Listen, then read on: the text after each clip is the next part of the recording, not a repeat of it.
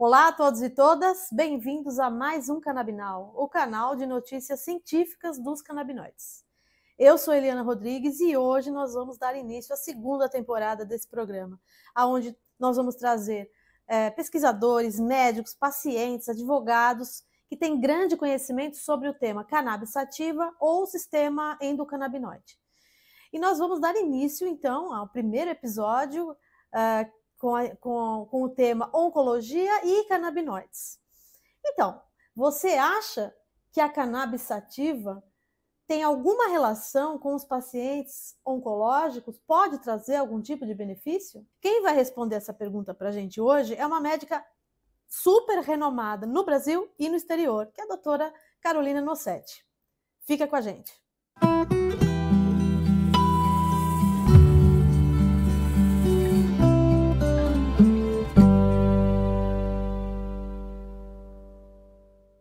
Então, no episódio de hoje, nós vamos conversar sobre oncologia e canabinoides. E para isso, nós temos uma das médicas mais renomadas, não só no Brasil, mas também no exterior, que é a doutora Carolina Nossetti, né? Então, ela vai trazer novidades sobre esse assunto. E só que antes, doutora, eu gostaria que você se apresentasse. Quem é a doutora Carolina Nossetti? Bom, primeiro é um prazer estar aqui, agradeço o convite.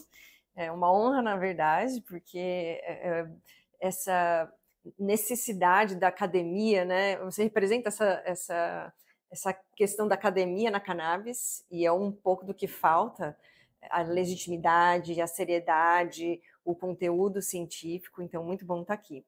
Bom, eu sou médica, sou educadora, tanto em cursos de graduação, quanto de extensão, quanto de pós-graduação. Também trabalho com advocacy, colaborando em projetos de lei, tanto no Brasil quanto fora.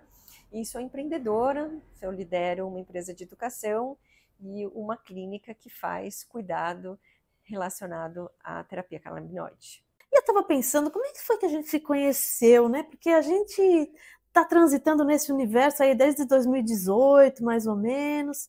Acho que a gente se conhecia antes, mas foi quando o Beto Brant veio aqui em casa gravar um filme, né? A Planta, que vocês... Você quer contar um pouco? Sim, foi nesse momento. Eu sou roteirista do filme A Planta. Foi uma honra, né, trabalhar com o Beto Brant e com a equipe de produção. Tive a oportunidade da gente conversar um pouco mais e foi super impactante, né, o lançamento desse filme, ainda de uma forma restrita, inicialmente na Mostra do Cinema Internacional aqui de São Paulo, e foi a partir desse momento que a gente teve uma proximidade maior, mas a gente já estava conectado pelo curso da Unifesp. Mas eu queria, exatamente, porque você leciona, você dá aulas desde a primeira edição, acho que do curso, né, do Padre Ticão. Né? Foi a primeira, mas sim, desde o começo. Mas foi um divisor de águas de receber você e o Beto Brant aqui em casa, porque foi aí que eu comecei. Bom, primeiro que o Beto Brant é uma daquelas figuras raríssimas, né? Eu considero ele uma das pessoas mais incríveis que eu conheci até hoje. Uhum. E você junto. Então, quer dizer, foi um presente, na verdade, a gravação daquele episódio, né? Então, eu queria deixar registrado aqui que foi um momento muito especial e a gente está aqui de novo, um pouco por causa dele, muito por causa dele, né? Ele também nos apoia muito, nos suporta muito. Sim. O pouco de técnica que a gente tem no Canabinal, a gente deve ao Beto Brant, né? Isso é muito importante deixar claro. E mandar um beijo para ele aqui. Bom, eu queria, agradecer, você está contando a sua trajetória. Eu sei que a sua trajetória é gigante, é longa, mas queria que você contasse um pouco, doutora Carolina, como que foi o seu encontro com a cannabis sativa? Pessoal. Uhum. Bom, eu me mudei para os Estados Unidos logo depois que eu me formei. Eu já tinha tido uma vivência anterior durante o internato da faculdade. Chegando lá, eu trabalhava e estudava. Então, trabalhava um período, juntava um dinheiro para poder estudar um outro período para fazer o revalida de lá. E era muito intenso. Dos 10 anos que eu fiquei nos Estados Unidos, 9 anos e meio mais ou menos, um bom período, pelo menos 7 anos, 6, 7 anos, foi em Nova York, em Manhattan. E era um lugar muito frio, harsh, Em né? que Duro. sentido frio? Em todos? Frio, muito, todos os sentidos. Assim, inverno -6, -10, e as pessoas também são duronas, né? O pessoal muito objetivo, direto, da cara, e também foi então, uma adaptação cultural.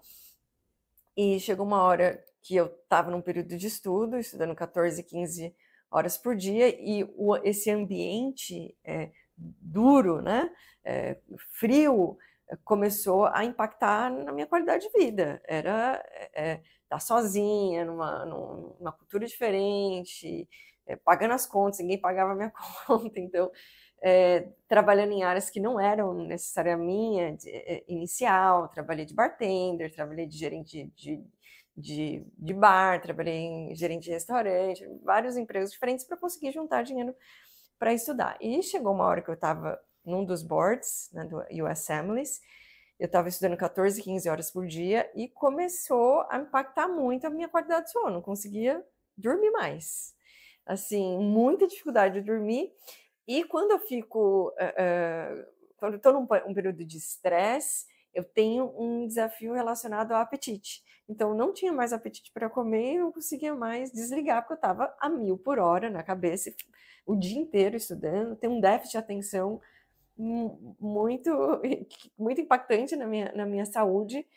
E ali estava um período que eu estava aprendendo a conseguir sentar e estudar tantas horas por dia. E me prescreveram, mas eu precisava dormir. Aí me prescreveram o Zolpidem, drogas pesadas. E assim, foi muito bom. Foi tão bom. Foi ótimo. Uma droga, efetivamente. É muito boa. Mas foi tão boa Se não fosse ruim, seria boa, né? Mas assim, foi tão boa que eu fiquei com medo de tomar a segunda vez. Eu falei, amanhã eu tô dependente química. Assim, certamente eu tô. E eu não tinha nem dinheiro e nem tempo para ficar dependente química de nada. Então eu falei, tá, essa aí não dá. Essa droga certamente é perigosa demais para minha condição aqui. Eu comecei a buscar outras opções. Em algum momento eu conversei com um colega médico, uma pessoa próxima ali minha, um amigo, e ele perguntou se eu tinha considerado cannabis. Nem na minha longa lista a cannabis era uma opção. E assim, não tinha ninguém próximo usando, que eu conseguisse fazer uma correlação. Mas olhando agora, né, para trás, sim, eu falei, realmente na televisão a gente tem essa visão da cannabis, que as pessoas comem e dormem, né? Você tinha preconceito, doutora? Então, o preconceito não era das pessoas que usavam, era o preconceito do que a cannabis trazia para as pessoas. Então, a pessoa ficava lenta, na minha cabeça. A pessoa não conseguia pensar rápido, comia muito e dormia. Então, era um preconceito dos efeitos. Então, tinha dos ruins, né, inclusive. Efeito. É que, na realidade, eu fui descobrir que era bom, porque eu precisava dormir. Claro. Então, o efeito colateral do sono, na realidade, era um efeito que eu estava buscando. Claro. Mais que por esse preconceito, esse achar que ia causar tudo isso, eu não tinha uma proximidade, mas fiquei curiosa. Era um médico muito inteligente. Eu falei, deixa eu ver o que está acontecendo, né? Cannabis, medicinal. Comecei a colocar algumas palavras. E aí apareceu um artigo científico da professora Cristina Sanches, lá de Espanha, falando do potencial apoptótico do THC em células cancerígenas. Uau! Falei, gente, estou estudando muitas horas do dia, 14 ou 15, inclusive. Sim.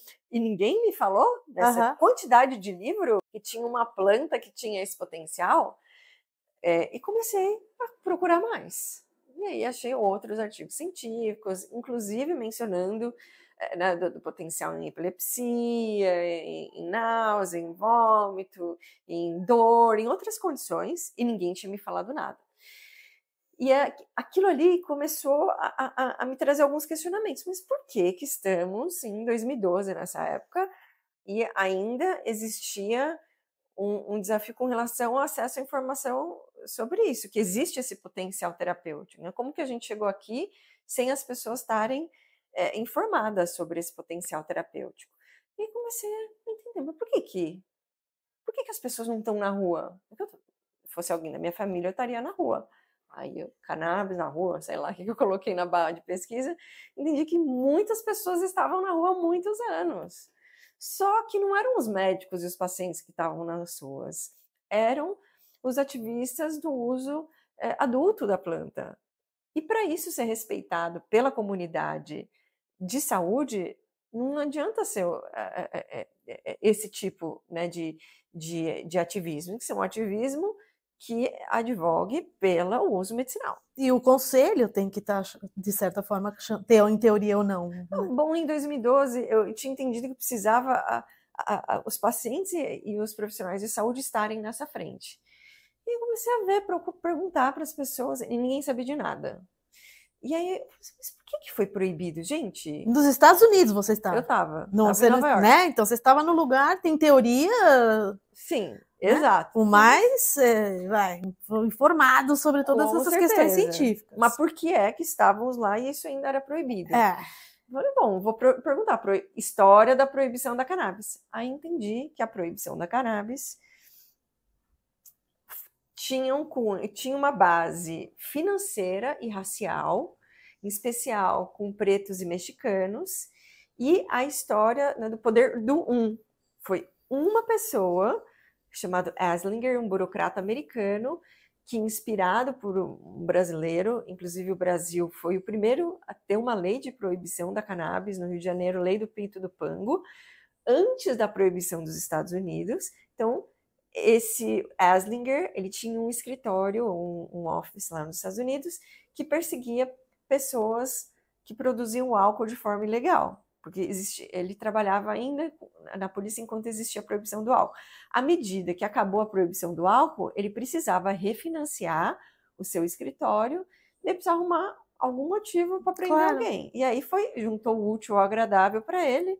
O útil era o dinheiro e o agradável porque ele queria já prender pretos e mexicanos, e ele se juntou com algumas pessoas que tinham dinheiro e interesses financeiros e fizeram a proibição da cannabis.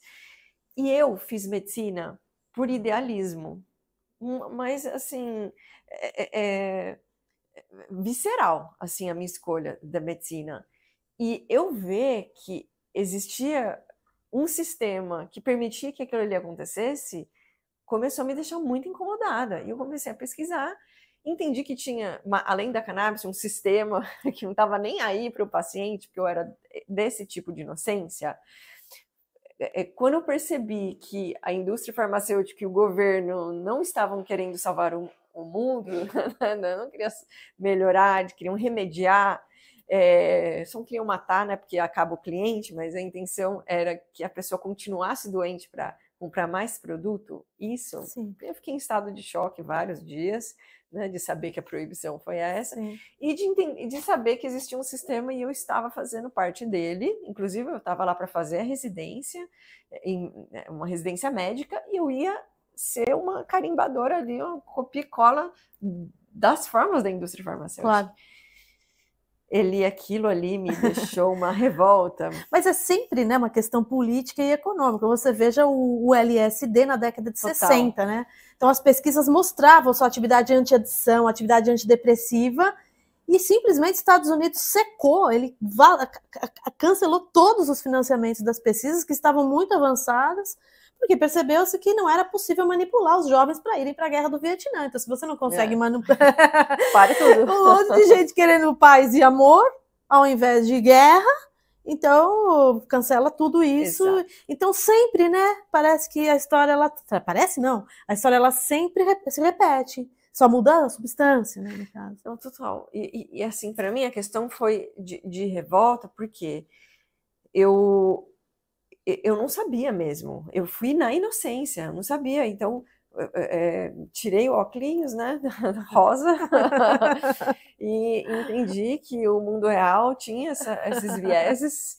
E eu falei, e quem faz um negócio por idealismo, como eu fiz medicina por idealismo, saber que eu fui envolvida nesse sistema sem querer, e estava sozinha, no frio, trabalhando em empregos que não eram o que eu tinha estudado para trabalhar, a cultura, e é duro o ambiente de Nova York, é um pessoal durão. Então, eu falei, não acredito. Mas aí você encontrou a planta. A partir daí, como é que você chegou até você ter essa clínica hoje, que é a próxima coisa que eu quero falar com vocês? E aí foi isso, eu comecei a entender o porquê que foi proibido, e aí eu entendi que alguém precisava fazer alguma coisa, que eu saí do sistema, eu não queria ficar no sistema, mas que alguma coisa precisava ser feita.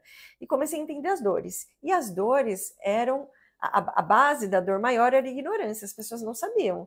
O médico não sabia, o paciente não sabia, os profissionais de saúde não sabiam, e eu entendi que esse era o gargalo. Assim, entender o que poderia ser feito para mudar essa parte. Eu entendi que a gente precisava comunicar melhor. Entendi que o médico era o gargalo, e aí eu comecei a ver, quem está falando com o médico? Ninguém estava falando com o médico. Falei, bom, o que precisa para falar com o médico? Não precisa de um médico. No mínimo. Ajudava, mas nem era isso. Na realidade, eram poucas coisas. Eu entendi que... Aí comecei a estudar comunicação, branding, marketing, comunicação médica. Eu já tinha trabalhado com marketing médico, com açaí. Então, eu entendi que as embalagens eram nada sérias, assim. Era vermelho, laranja, tinha talvez um bro assim, com óculos. Falei, gente, nem um médico vai querer. Por isso que os nomes, Green Gorilla, Girls Cookie. Falei, gente, nem eu que estou super aberta aqui, eu não vou me sentir à vontade com isso. Claro. Então tinha uma imagem nada séria. E as cores, médico não gosta de vermelho, vai fazer o quê? Nem de verde gosta muito. É um negócio azul, né? Comunismo, movimento. Amarelo, essas coisas não gosto. Entendi. Então eu entendi que não precisava ser o Washington. Não sabia que médico não gostava de vermelho, adorei isso. Adorei. Tudo do branding, de comunicação médica. Legal. E aí eu entendi que para tirar esse gargalo do médico, você precisa fazer uma comunicação direcionada para ele. E nesse estudo eu entendi que o médico gosta de Nespresso, Apple e Hermès. Falei, bom, e se a gente tivesse a Apple da cannabis? Aí comecei a estudar, vamos fazer uma caixinha, se fosse um produto de cannabis dentro dessa caixinha, com uma comunicação técnica. Para convencer. Para tirar o ranço, vamos tirar o ranço. E a melhor forma de fazer uma comunicação médica era fazer peer-to-peer, era um outro médico falando com o médico. Claro. Aí eu tinha a minha tese, então eu preparei todo um plano, né, de lançamento dessa marca, com uma caixinha, eram comestíveis, trufas. Aí saí de Nova York, fui para LA. Antes de chegar lá, eu já tinha pessoas interessadas em fazer isso de forma conjunta. Então, cheguei lá, foi uma associação de pacientes, porque não podia ter empresa de cannabis. Isso foi em 2014, a empresa foi lançada em 2015. E uma empresa de chocolate. Porque era a tese inicial, vamos fazer com comestível e depois faz com óleo, se essa visitação médica, né, desse certo. Então a tese é legal porque está controlada a dose ali, né? Porque o negócio de Exato. pingar o óleo, a gente tem alguma dificuldade, né? Aquilo ali era já a dose certa. O chocolate você põe e pronto. Exato, era uma dose pequena, então, e não tinha ninguém fazendo esse tipo de produto high-end para público médico. Para criança, né? Principalmente também, essas balas. Mas né? a comunicação médica. Sim. Então eu entendi que a forma de fazer isso acontecer era marketing médico. Tá. E eu queria provar essa tese. Então, montamos uma equipe igual a visitação médica que é hoje. Claro. Coloquei uma caixinha debaixo do braço e começamos a bater nas portas dos médicos e ver, será que se eu for lá presencial vai converter mentalmente esse médico? E foi uma grande virada. Só que não tinha nenhuma outra equipe fazendo visitação médica, porque teoricamente não podia fazer marketing com cannabis. Mas como a gente tinha um produto com e sem cannabis, a gente ia lá falar, ó, tem essa marca aqui, ó, mas tem outra igual a essa, mas com cannabis ali naquela dispensária, se você quiser mandar seu paciente. Então a gente achou uma solução criativa para espalhar essa palavra. Então, a minha base dentro da cannabis iniciou em produto. Então, a minha primeira ação na cannabis, claro que eu sou médica, que eu fiz as formulações, que eu ajudava os pacientes a acharem a cepa certa e a dose certa, mas eu não estava lá como médica da cannabis, eu estava lá como uma empreendedora de cannabis num mercado que não existia. Aprendendo muito sobre o assunto. Centenas de dispensários e trazendo um tipo de comunicação que não existia em nenhum lugar no mundo, que era marketing médico.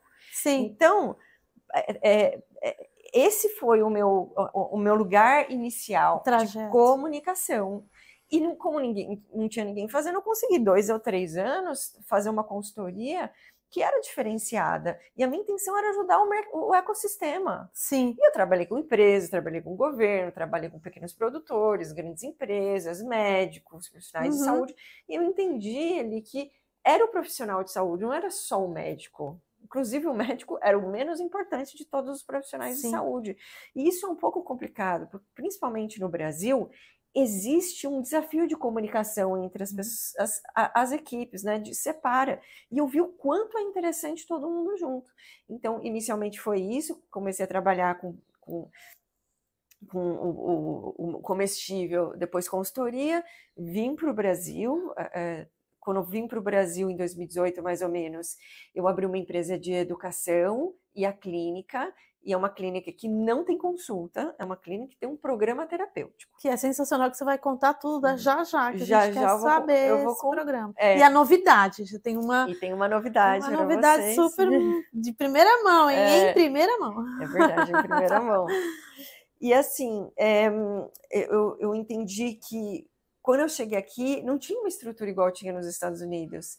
E foi mais ou menos nessa época que a senadora Mara Gabrilli me chamou para compor uma mesa no Senado, na Comissão de Direitos Humanos, para falar da SUG-6, que é essa questão de trazer uma lei para permitir o acesso da cannabis do Brasil.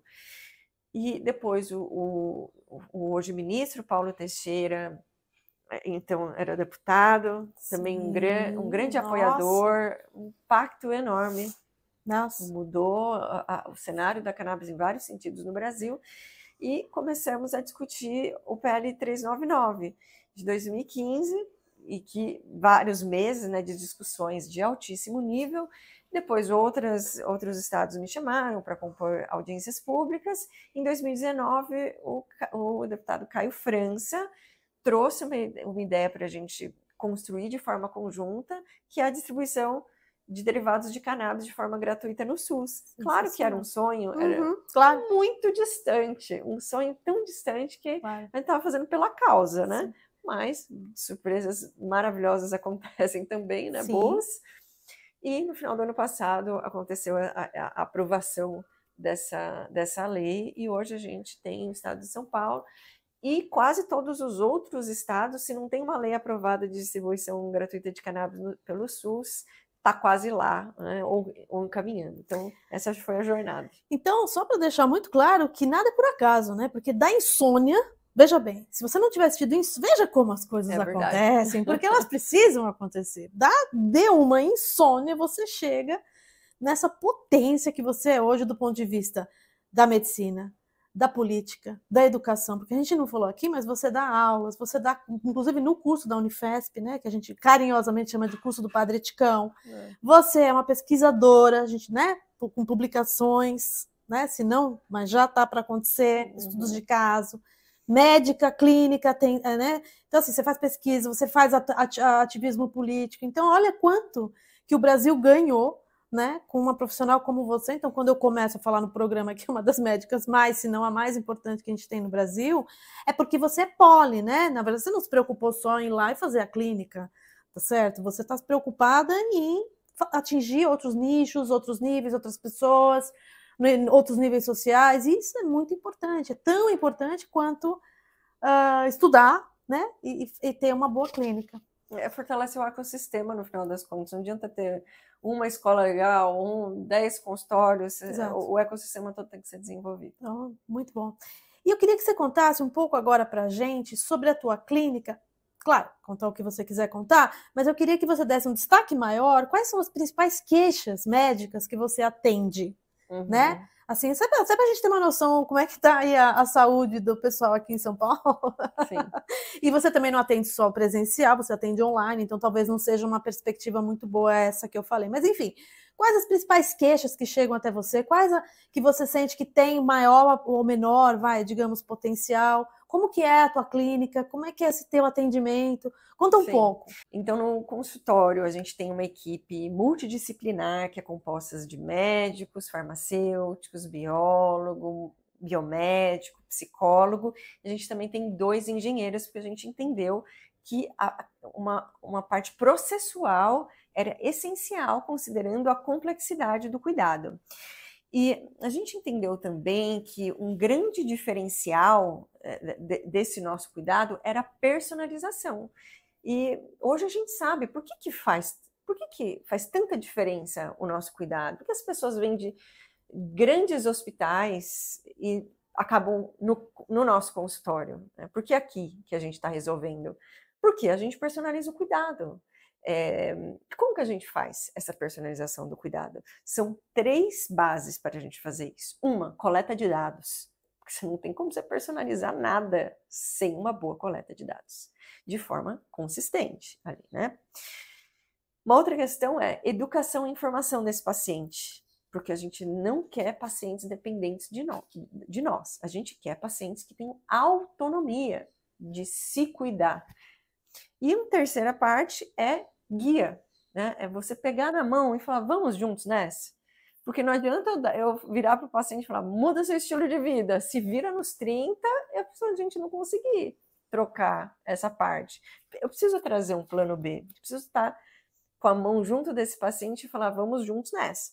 Então, a gente entendeu, que esse conjunto de coisas, essas 3 partes dessa base, eram que faziam uma diferença, que é a personalização do cuidado. Então, é um consultório que não tem só consulta, é um programa terapêutico que tem 4 etapas: o acolhimento, a triagem, a consulta e 6 semanas de acompanhamento terapêutico. E essa consulta normalmente é online, a maioria dos atendimentos que a gente faz é online. A gente tem paciente de São Paulo, paciente do Brasil inteiro, a gente tem pacientes de vários lugares do mundo, porque também tem a falta dessa equipe multi em outros países. Lugares. Sim. Então a estrutura é essa, uma equipe multi, cuidado personalizado em algumas etapas, e a gente fazer essa construção do conhecimento junto com o paciente. O que a gente busca? Qual que é o nosso objetivo? Autonomia e bem-estar. E a gente entendeu que a gente faz o que a gente faz, e em tudo que a gente faz, a gente acredita em fazer a medicina de uma forma diferente. A gente acredita que por meio de educação e por meio desse guidance, a gente consegue trazer essa autonomia e o bem viver. Isso independente da cannabis. Esse é por que a gente faz o que a gente faz? Porque a medicina está errada. É triste, até dá um cansaço na alma. Nossa, agora não é só cannabis, tem que mudar a medicina. Mas é isso, a gente tem que entender que mesmo o Rivotril, mesmo o Zolpidem, mesmo os outros medicamentos... Uma dose só, de qualquer jeito, para todo mundo. Não tinha que ser um comprimido 3 vezes por dia. Talvez até se tivesse personalizando a dose do Rivotril, a gente nem estaria falando aqui. Né? Não só com acompanhamento, com outras práticas complementares. Até para poder um dia substituir o Rivotril. E eu quero que os meus pacientes, um dia, os que têm condição, né, que depende da condição de saúde, não precisem mais da cannabis. E é isso que a gente faz. No paralelo, a gente trabalha outras capacidades, né, para você ter a educação desse paciente, para que ele não precise da cannabis, se for possível. Então, o que a gente vê mais no nosso dia a dia? Ansiedade, insônia e dor. É o mais comum.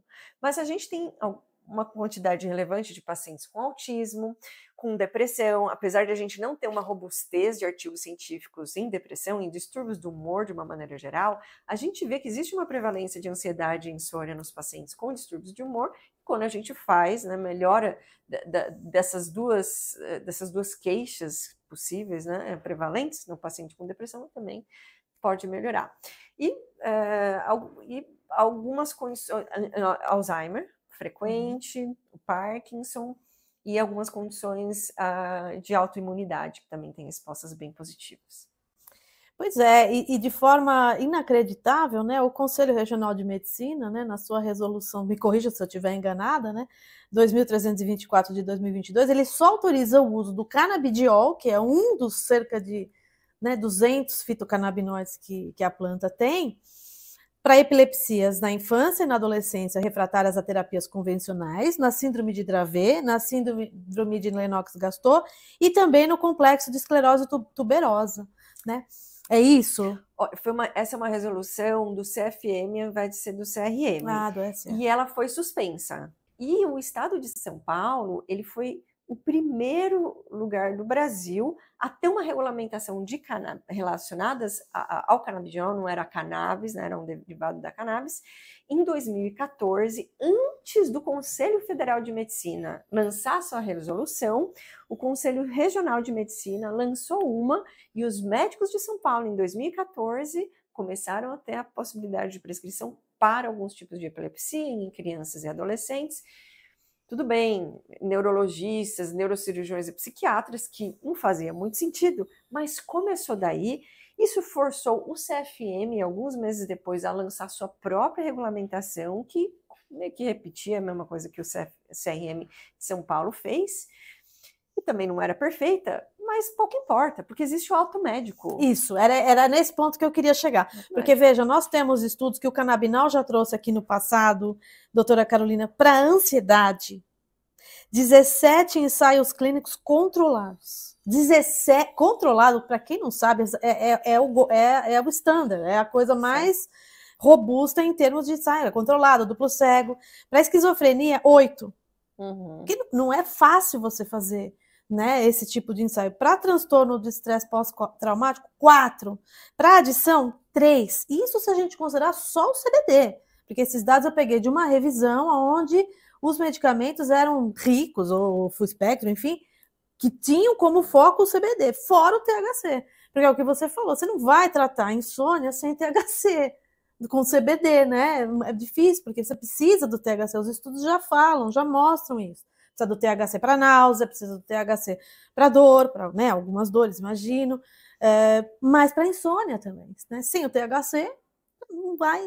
Então, assim, esses são alguns só estudos. Então, o que eu queria agora, doutora Carolina, que você falasse para a gente, se você vê alguma luz no final do túnel, né, com relação a esses conselhos que têm uma visão um pouco mais abrangente, porque por mais que você diga, tá bom, falta ter uma regulamentação, mas o médico ele tem autonomia. Tem aí algumas associações médicas, principalmente da psiquiatria, que é muito avessa a tudo isso. Nós estamos falando aqui, a maior parte dessas coisas, esquizofrenia, ansiedade, me corrija, transtorno do estresse pós-traumático, que se conecta com a psiquiatria. Então, se eu tenho uma associação, né, um grupo de psiquiatras que vai contra estudos, ensaios clínicos randomizados, duplo cego, dessa natureza, quer dizer, se você consegue enxergar uma luz, né, no Brasil, no final do túnel, que não seja morte, contribuindo para que essas pessoas avancem, como é que você enxerga isso? Olha, eu acredito que sim, os avanços vão acontecer, mas a gente não precisa dos avanços para trazer a cannabis para a prática clínica, porque o ato médico permite tem uma autonomia de tomada de decisão dentro do consultório entre pacientes e médicos. E ajudaria muito, né, que essas sociedades, essas associações de especialistas apoiassem a causa, mas não é necessário para a gente ter o avanço dessa pauta e trazer a cannabis para mais pacientes. Com relação ao uso de outros componentes, a gente vê que quando a gente usa produtos full spectrum com os componentes da planta como um todo, a gente tem respostas melhores.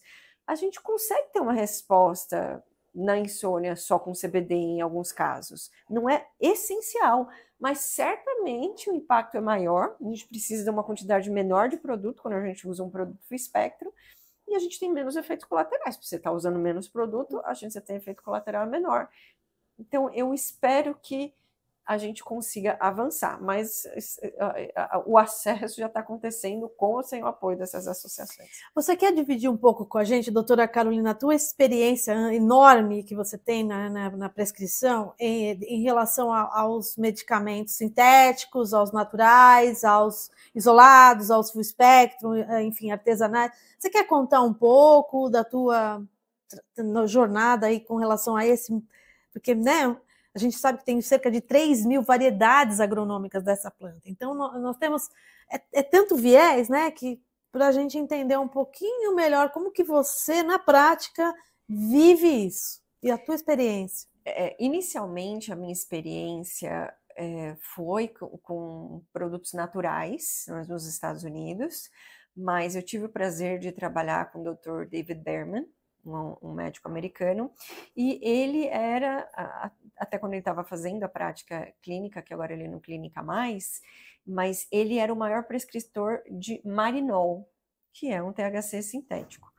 Então, Dronabinol ou Nabilone, agora Nabilone? Nabilone, THC sintético. É que tem o Dronabinol e o Nabilone. Mas acho que são duas marcas, Bom, esse nome fantasia do Marinol é usado com uma certa frequência nos Estados Unidos e era algo, na minha visão, terrível, porque os efeitos colaterais eram bem desafiadores. Então, eu não via muito o porquê, mas ele trabalhava com essa medicação quando tinha alguns pacientes que se sentiam desconfortáveis com o uso de produtos naturais. Então, essa era o racional.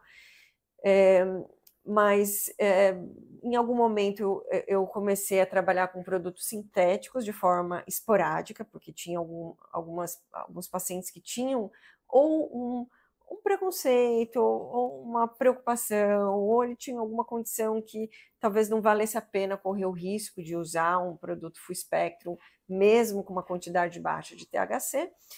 E tem algumas respostas positivas dos produtos isolados. E mais recentemente eu comecei a fazer o cuidado de atletas de elite, e aí sim, quando eu faço prescrição para atletas que fazem competição, né, os atletas amadores não tem problema usar a quantidade de THC, mas os de elite precisam definitivamente de um produto isolado. Então tem o seu lugar. Claro, o seu lugar.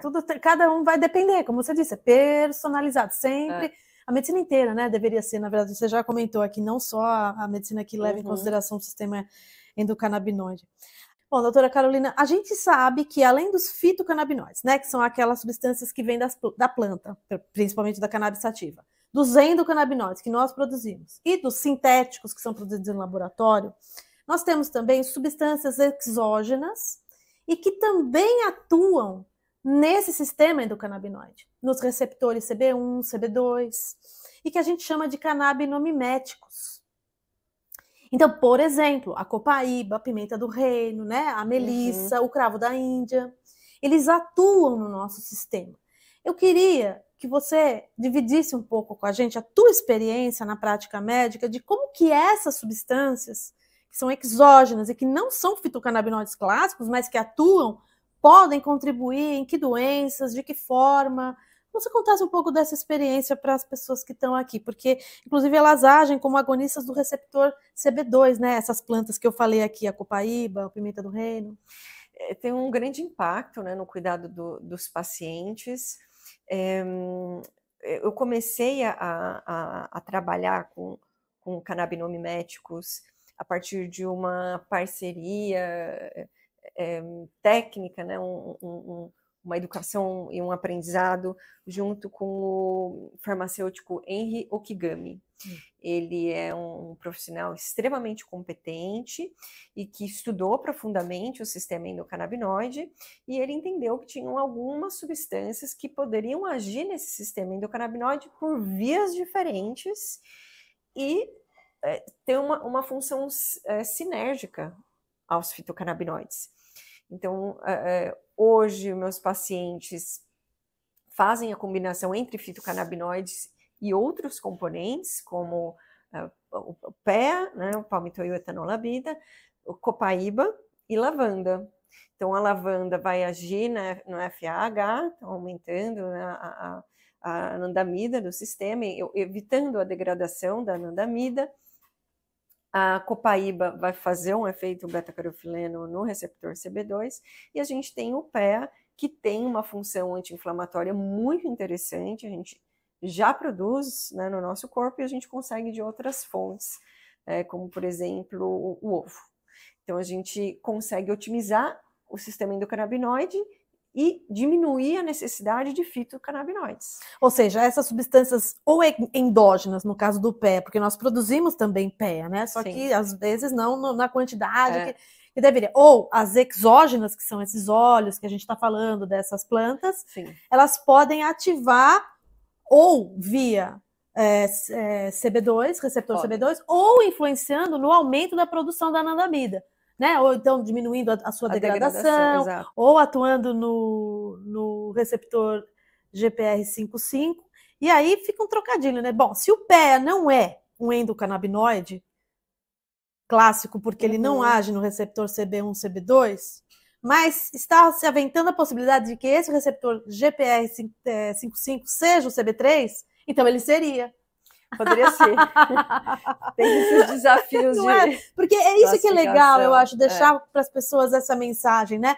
De que essas coisas elas estão sendo construídas diariamente. Né? E temos o canabidoidoma, que é uma extensão desse sistema clássico ali do CB1 e CB2, o anandamida e o 2-AG, tem mais que isso. Existe toda uma rede de comunicação, inclusive comunicação entre as bactérias do nosso intestino e o cérebro, feita pelos canabinoides, e que vão além só ali do sistema clássico. Essa é a próxima coisa que eu queria falar com você, doutora Carolina, porque assim, queria que você contasse um pouco da tua clínica sobre a utilização concomitante, então, dos fitocannabinoides com práticas complementares, tais como acupuntura, massagem, meditação, essa questão, por exemplo, dos probióticos. Então, eu estava vendo um artigo de revisão do Vicenço de março, que a gente sabe que é um dos gigantes, né, atuais na área, essa revisão é de 2014, e ele mostra, né, que massagem, acupuntura, suplementos dietéticos, medicamentos fitoterápicos regulam também esse sistema endocannabinoide. E ele mostra, nessa revisão, que eletroacupuntura aumenta os níveis da anandamida no tecido da pele. Massagens aumentando níveis de também anandamida sérica em 168%. E ele fala ainda, né, da necessidade da modificação do estilo, então, de vida da pessoa que está dentro dessa prática, controlando dieta, controle do peso, uso de probióticos, de exercícios, porque todos eles, junto com esses canabinoides, modulam o sistema endocannabinoide. E eu sei que a tua clínica faz isso, né? A gente faz um cuidado integrativo, então, claro que o nosso foco principal, não é o único, são os canabinoides, mas sim, a gente faz mudança de estilo de vida e estimula isso. A gente adaptou o tripé do Dr. Pedro Chestatsky, que é um grande médico integrativo, e a gente traz o conceito do PAN para o consultório, que é o pensamento, alimento e movimento. Então, esse é o tripé da saúde. Não adianta só cannabis, não, assim, é pouco efetivo. Eu não vou falar que não resolve, porque não é verdade, porque tem paciente que só usa cannabis. Ele pode ser um start, né? Ele pode ser um começo para a pessoa sair daquele estado. Mas, assim, é algo paliativo. Se você não tem a mudança de estilo de vida no paralelo ao uso dos canabinoides, da mesma forma que você está tomando Rivotril e você tem ansiedade, você parou o Rivotril, você vai ter ansiedade. Se você está usando o canabinoide, você não faz uma meditação, você não muda a sua alimentação, você não faz exercício, você parou de usar cannabis, a sua ansiedade vai voltar. A chance de voltar é muito grande. Então, a gente entendeu que era uma das causas do nosso impacto era fazer o PAN junto com os canabinoides, a mudança de estilo de vida junto com os canabinoides. E práticas como, por exemplo, a meditação aumenta o nível de anandamida e 2-AG. A gente já tem artigos científicos mostrando isso. Como esse aqui. Esse e outros. 2014, gente. Há 10 anos que a gente já sabe mais, né? Que é a gente aprender a ensinar o nosso paciente a fazer o seu aumento de canabinoides, ao invés de ter que usar o fitocannabinoide. Usa o seu endocannabinoide. Isso. Não precisa usar só o fito. E isso precisa ser feito de forma paralela. É essencial, eu diria, fazer essa mudança de estilo de vida. Não é só para usar cannabis, em qualquer doença, gente. A pessoa tem uma ansiedade, se ela não aprende a desligar, desconectar, que seja por meditação, respiração, exercício de viver no presente momento, a pessoa vai entrar ali no overdrive, está toda hora ali a 200 por hora na cabeça, e se não aprende a controlar as suas emoções, os seus gatilhos, não é como controlar a sua ansiedade. A cannabis é uma boa bengala e é segura, e te dá uma estrutura emocional, eu diria, até porque traz uma tranquilidade para você ir atrás dessas outras ferramentas que precisam ser desenvolvidas. Você vai me permitir uma improvisação aqui total, mas assim, depois que eu comecei a usar o óleo, eu senti muitos sonhos, eu sonho demais. E a criatividade também, eu sinto que a gente fica mais centrado, parece que organiza e consegue ter uma criatividade maior, né? Não sei. Foco, atenção e memória, a gente vê um impacto positivo. Sim, muitos pacientes relatam a questão da mudança do padrão do sono, dos sonhos.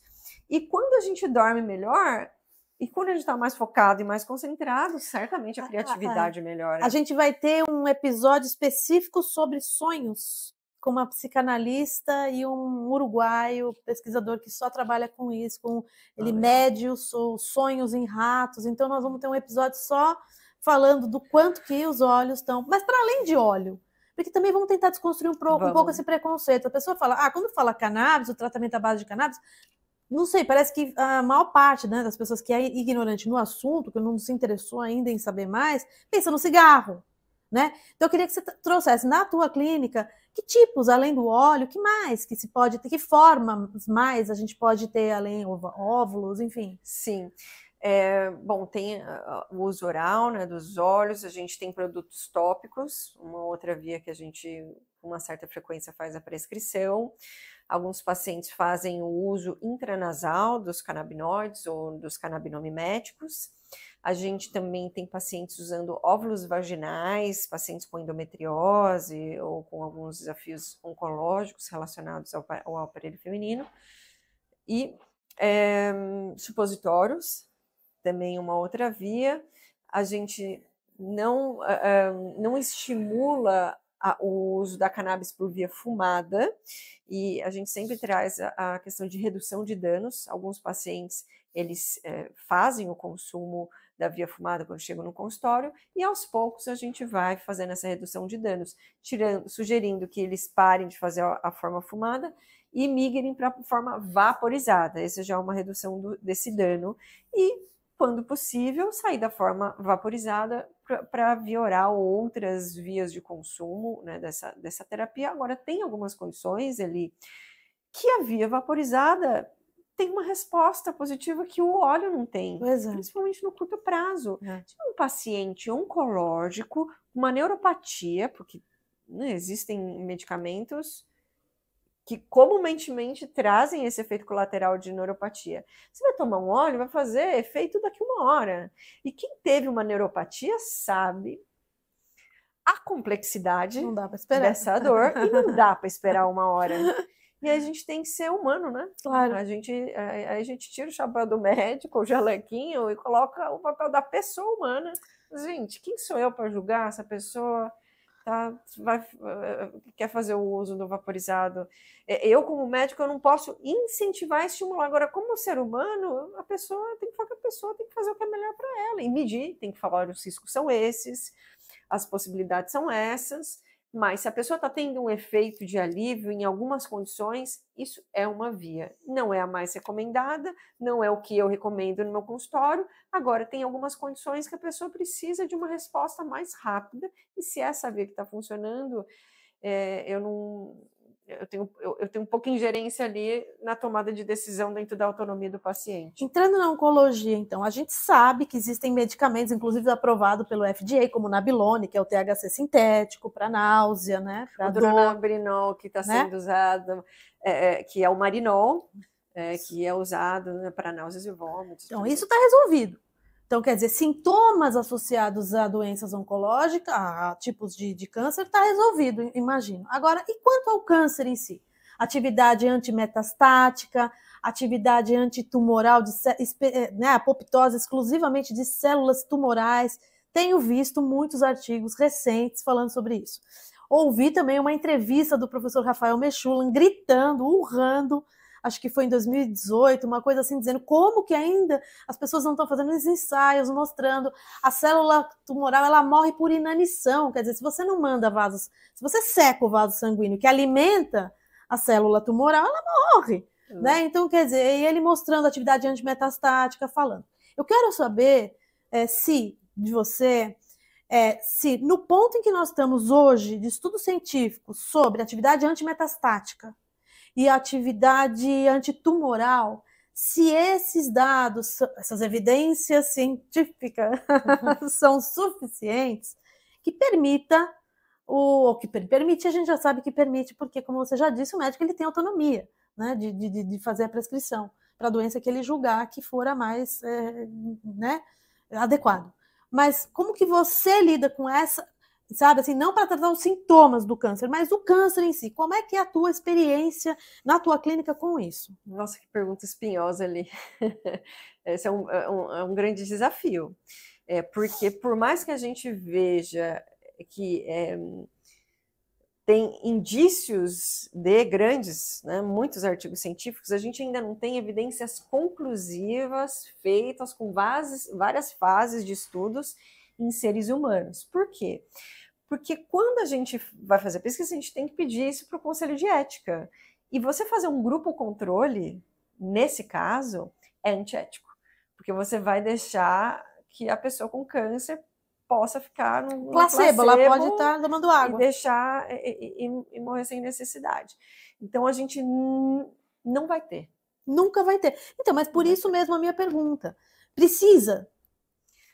Então, para fazer a clínica? O ato médico demanda uma responsabilidade no sentido de você ter evidências suficientes que embasem aquela prescrição, mesmo que não sejam absolutamente conclusivas, mas relatos de caso pontuando para o potencial, né, de alívio de sintomas, e isso tem na náusea, isso tem no vômito, isso tem na neuropatia, isso tem em várias queixas comuns dos pacientes usando quimioterapia, os pacientes oncológicos, mas como a gente não tem algo robusto o suficiente como antitumoral, essa é uma prescrição que é bem complicada de fazer. Mas você pode deixar o paciente tomar a decisão.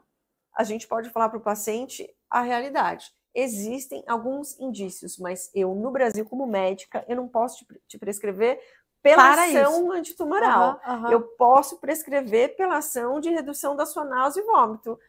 Ele tem que ligar ali, né? Agora, se você acha que algum dia a gente, como a gente tem esse limite, como você está falando, ético, você acha que algum dia a gente vai conseguir ter esse dado robusto? Não, entende? Esse é o ponto que eu quero chegar, porque já que não vai ter, eu sou muito prática. Bom, não vai, ok. Então, como que a gente vai? Ah, mas então é um risco? Sim.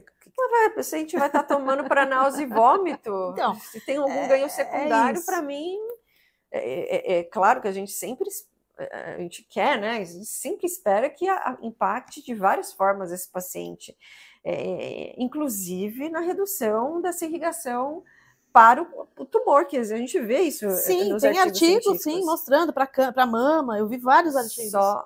Só não consigo hoje fazer essa prescrição, mas sabendo que tem esse muito provável ganho secundário, por conta da protegida, porque eu estou fazendo uma prescrição, né? Como médico, eu estou protegida de fazer a prescrição para náusea e vômito, e como ser humano, eu estou feliz que um outro ser humano está tendo um ganho secundário potencial ali, né? Não tem como e para quem não sabe, a questão da náusea e vômito é quem faz a quimioterapia mais especificamente, né? Nem todo paciente oncológico vai estar com náusea e, por exemplo, eu fiz radioterapia e não senti nada. Tem gente que faz e sente enjoo, vomita. O paciente ali também pode ter outras queixas que os canabinoides podem ser usados. Dormir, mas é uma ansiedade, sono, dor, náusea e vômito, outras condições ali. E aí, qualquer coisa que você tenha de ganho secundário... é sensacional. Tá mais. Olha, a gente poderia ficar dias aqui conversando, porque realmente eu não fui econômica ao dizer que a gente ia trazer uma das médicas mais importantes, se não a mais importante. Para antes de ir embora, eu queria duas coisas, doutora. A primeira é que você contasse um pouco do seu novo projeto. Eu sei que você tem você está lançando um projeto, e depois que você deixa um comentário final aí, uma mensagem. Faz muito tempo que esse projeto tá sendo gestacionado, porque em 2015 eu entendi que existiria a necessidade dessa equipe multi, e o ideal seria que ela estivesse falando com esse paciente todos os dias, o que é financeiramente e inviável, né? Até tempo de falar com a equipe, imagina, todo dia tem que ajustar a agenda de todo mundo. Eu falei, equipe, não seria possível. E esse é um projeto de uma assistente virtual de cannabis, e a gente começou, né, a fazer o uso dessa plataforma, hoje plataforma, em alguns meses vai ser um aplicativo. E a gente vai deixar o nome e o link aqui quando a gente tiver mais informações, a gente deixa aqui nos comentários. Ainda não lançou para todo mundo, a gente lançou internamente dentro do consultório. Então, hoje, os pacientes da Interdoc têm acesso a essa assistente virtual de cannabis. E a nossa missão é transformar a forma que a cannabis é acessada e usada. Que a gente entendeu que existia necessidade de personalização, mas que não se tinha uma ferramenta de captura desses dados para a gente poder personalizar esse cuidado. E essa assistente virtual, ela tem o objetivo de sanar 3 questionamentos principais relacionados à cannabis. Primeiro, a cannabis é para mim? Sim ou não? Que é a primeira pergunta que as pessoas fazem. A ansiedade é para mim? Responde uma série de perguntas e a máquina vai fazer trazer um indicativo, né? Porque é uma máquina ali, né? Então, é uma máquina que tem informações relacionadas a artigos científicos e a prática clínica da equipe multi. A segunda questão é, se é para mim, qual produto que é para mim? São mais de 400 marcas de cannabis hoje no Brasil, 30 registradas na Anvisa com potencial de serem vendidas, ou podendo ser vendidas na farmácia, e milhares de produtos provenientes dessas marcas. Qual que é o meu produto? É óleo? É intranasal? É tópico? Qual que é esse produto? Considerando que existe um produto específico para esse paciente, aí tem uma terceira questão que tá na minha mão esse produto? Como é que eu uso esse produto agora? Começam quantas gotas? Quantos puffs no nariz? Quantas vezes por dia? E aí eu tive esse efeito colateral. Vai tentar falar com o médico depois da consulta. Você falar que você tem um efeito colateral. É difícil. Então, a intenção era trazer um pouco da vivência do consultório para uma plataforma, né, para esse ambiente digital, para que as pessoas pudessem ter um pouco da experiência que a gente tem, né, com os profissionais da equipe multi, mas na palma da sua mão. Então, é um projeto que ainda está internalizado aqui no consultório, mas que em algumas semanas a gente quer trazer aí para o mundo, para todo mundo poder usar. Mas e o depois? A pessoa se cadastra, faz aquela... E aí tem alguém, ou é a marca, ou é esse aplicativo que vai ficar ali conversando, digamos, com essa... Como é que... Ainda não. Hoje, ainda a gente tem equipe multi muito próximo desses dados junto com os pacientes. Mas daqui... a nossa estimativa. Ou seja, são pessoas. São pessoas ali. Temos humanos nessa assistente virtual. A gente fala que é a equipe dos humanos. É virtual, mas nem tanto. Então. A gente, inclusive, no chat da Mayla tem uma opção: quero falar como humanos. Que ótimo. E a intenção é isso: vai ser uma mistura de máquinas. Da máquina com alguns humanos ali, né? A equipe multi está próxima.